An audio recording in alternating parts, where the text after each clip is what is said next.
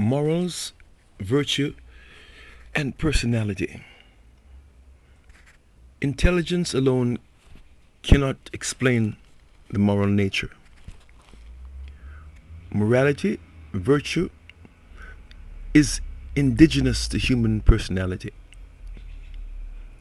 Moral intuition, the realization of duty, is a component of human mind endowment and is associated with the other inalienables of human nature: scientific curiosity and spiritual insight.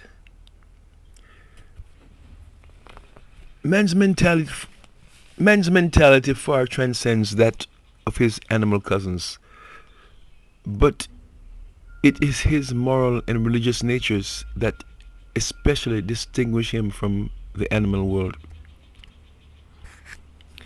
The selective response of an animal is limited to the motor level of behavior.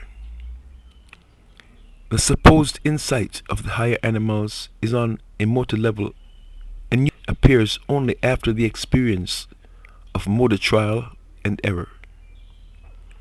Man is able to exercise scientific, moral, and spiritual insight prior to all exploration or experimentation. Only a personality can know what it is doing before it does it. Only personalities possess insight in advance of experience. A personality can look before it leaps and can therefore learn from looking as well as from leaping. A non-personal animal ordinarily learns only by leaping. As a result of experience, an animal becomes able to examine the different ways of attaining a goal and to select an approach based on accumulated experience. But a personality can also examine the goal itself and pass judgment on its worthiness, its worthwhileness, its value. Intelligence alone can discriminate as to the best means of attaining indiscriminate ends, but a moral being possesses an insight which enables him to discriminate between ends as well as between means. As a moral being in choosing virtue is nonetheless intelligent. He knows what he is doing and why he is doing it, where he is going, and how he will get there. When man fails to discriminate the ends of his mortal striving, he finds himself self-functioning on the animal level of existence. He has failed to avail himself of the superior advantages of that material acumen, moral discrimination, and spiritual insight which are an integral part of his cosmic mind endowment as a personal being. Virtue is righteousness, conformity with the cosmos. To name virtues is not to define them, but to live them is to know them. Virtue is not mere knowledge, nor yet wisdom, but rather the reality of progressive experience in the attainment of ascending levels of cosmic achievement. In the day-by-day life of mortal man, virtue is realized by the consistent choosing of good rather than evil, and such choosing ability is evidence of the possession of a moral nature.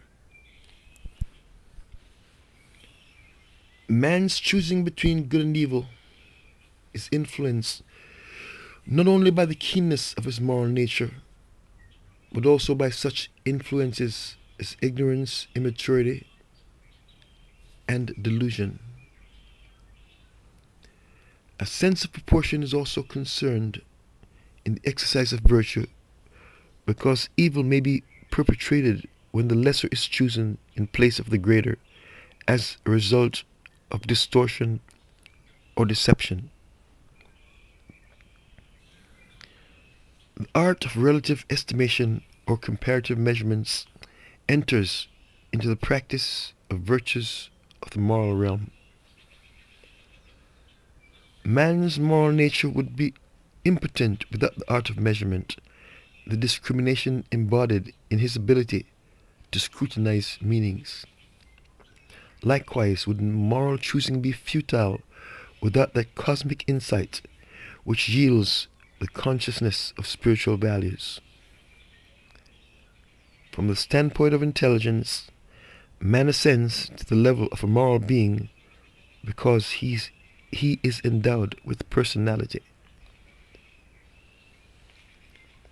Morality can never be advanced by law or by force. It is a personal and free will matter and must be disseminated by the contagion of the contact of morally fragrant persons with those who are less morally responsive, but who are also in some measure desirous of doing the Father's will.